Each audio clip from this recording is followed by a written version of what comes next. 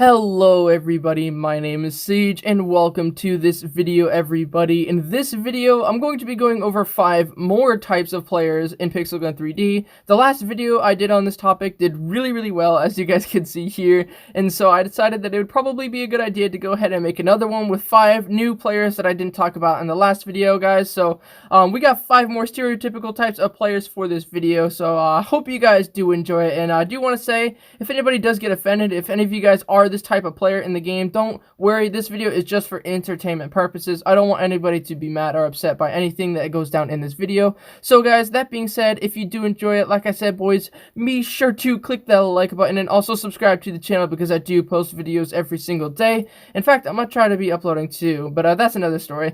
Let's go ahead and get right into this video, boys. Hold up, wait a minute, all good just a week ago. Crew at my house and we party every weekend. So on the radio, that's my favorite song. Make me bounce around like I don't know, like I won't be here long. Now the thrill is gone.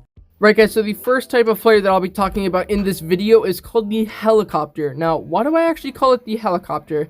Well, think about it this way. In real life, a helicopter takes off into like high altitudes from the top of a building. Now, when I'm talking about like a helicopter here, the reason I'll call a player a helicopter is if they're already on top of a building and they start rocket jumping anyways.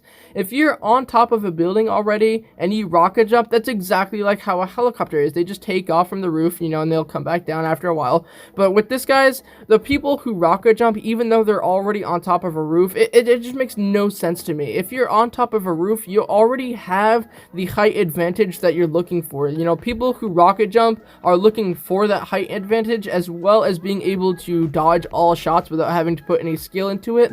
However, if you are rocket jumping on top of a roof, you already have height advantage, so it seems really pointless to me to be able to just rocket jump on top of a roof. I feel like the limit for the top of the map should be way shorter because these guys can rocket jump so high up in the air even though they're already on top of the roof, guys, and it just makes it so much harder to be able to hit them. It seems nearly impossible most of the time because obviously the higher you are, the smaller you look, so the harder it is to actually hit you. And that's just something that I think is really annoying. People who are already like really high up in the map don't have to rocket jump in order to dodge shots. They already have the height advantage, so they don't have to worry about, hey, I'm gonna be hit. I mean, although you still can be hit, it is of course is way harder. So people who rocket jump on top of buildings, oh my god, I just don't know why. Right guys, so the next type of player that I'll be talking about in this video is called the trash talker. So we're going to be talking about some of the typical types of trash talkers because there are multiple different kinds. The kinds of trash talkers that exist are the ones who like actually have never fought a person but talk trash about them anyway, saying, oh yeah, that person is so bad, even though they themselves have never fought them. But the one I really want to talk about the most in this video, guys, is the one, like, even though if someone is losing really badly, that person who's losing will talk so much trash. It's so funny. Like, for example, if you're like beating somebody 7-0, they'll suddenly be like, you're trash, or they'll say like, you're garbage, you're just terrible at the game. And it's just so funny to me. It makes no sense at all. If someone is beating you, for example, 7-0, and they're just like absolutely demolishing you, it makes no sense to talk trash to them, but it's what a lot of people end up doing. It's a way to, I guess, express their anger in a typical way that almost all players do whenever they're getting like completely destroyed. Most people will just sit there and be like, oh my gosh, you're so bad, or you're garbage, or oh my god, you're so terrible, stuff like that. Some people even say like, oh, 3Cat is so bad, you're such a noob. Like, that's the biggest one, I think. They'll call you a noob even though you're beating them like 7-0 or something like that. I don't know, I see this a lot, especially on dual game modes. You don't really see it too much over on like the public games, but like I said, you see it so much over on dual game modes, and it's just so funny to me. Like, imagine you're beating someone and you just got a fury on them and you'd be like, noob, you use 3Cat spam, you're so bad at the game, lol. I don't know, I just see this so often on duels, and it's just so funny to me. Right guys, so the next type of player that we'll be talking about in this video is called the pay-to-win players. Now, if you don't know what a pay-to-win player is, it kind of is self-explanatory based on the name, but it's somebody who will spend a lot of real money on a virtual video game so that they can get a whole bunch of currency, for example, or they can buy weapons. Whatever it is, guys, they spend real money in order to get some sort of benefit within the game. Now, instead of actually grinding to get your coins, your gems, your weapons, whatever it is you're trying to get, guys, instead of actually putting effort into that, they'll fork up all all their money, and they'll be able to just dominate everyone with really overpowered like mythical weapons.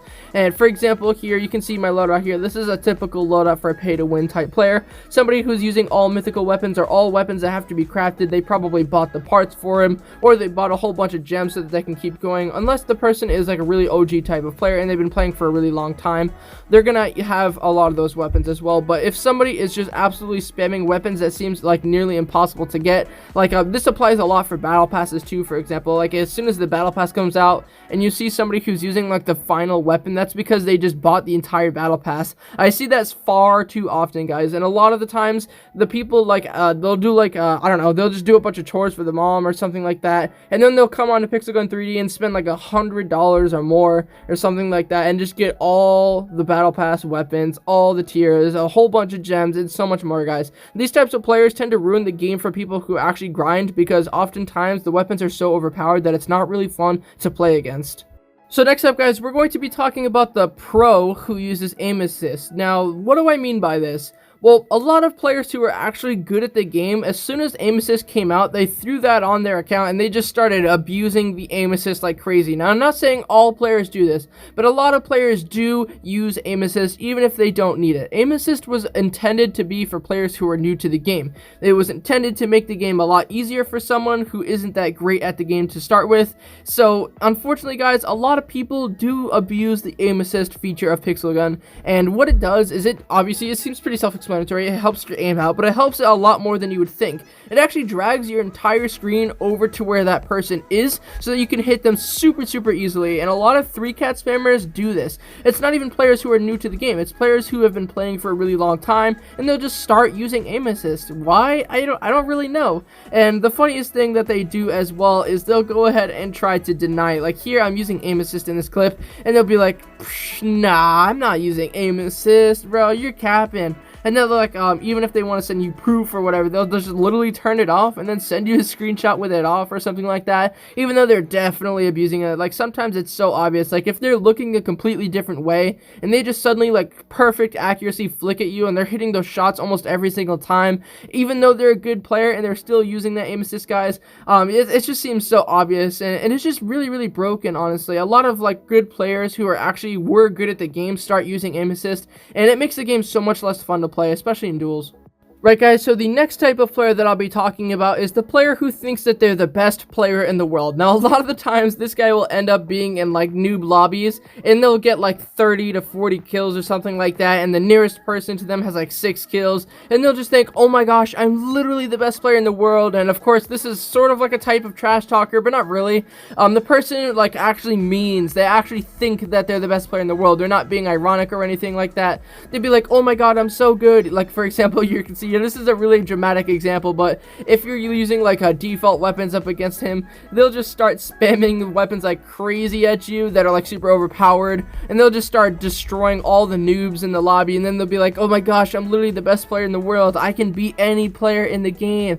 And he's like, yeah man, you can't beat me, I'm literally the best player in the world, you've never fought anybody as good as me, I'm literally have never lost in my life. And those kinds of players, they're just so funny whenever you fight them, because most of the time, whenever they fight a player that's actually good, they actually get completely destroyed. Although they might be good at the game, and some, like, of course, no players can compare to, like, people like Lucas and King. There's just so many good players, and they're like, oh yeah, I can beat those guys easily, no problem, dude.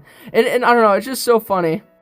Anyway, guys, that is going to be the end of this video of the 5 different types of players in Pixel Gun 3D Part 2. I hope you guys did enjoy it. If you guys did, make sure to let me down in the comments. I would love to hear what you guys have to say. And of course, I hope you guys all have a great day, and I will see you guys all in the next one. Hey, do you have Discord? If so, you should definitely join the official Rebirth Discord.